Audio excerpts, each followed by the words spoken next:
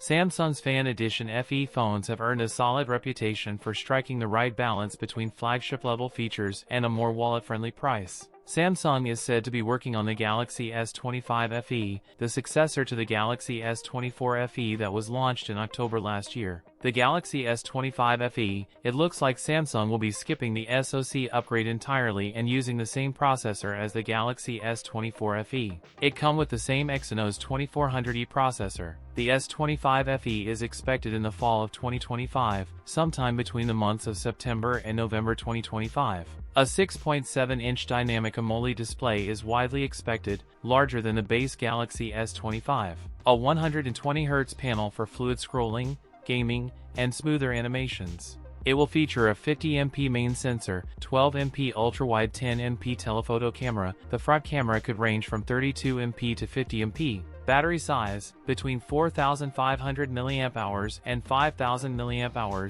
with 25W fast charging. That's it for today's video. If you enjoyed it, don't forget to like, comment, and subscribe for more content. Thanks for watching, and I'll see you in the next one.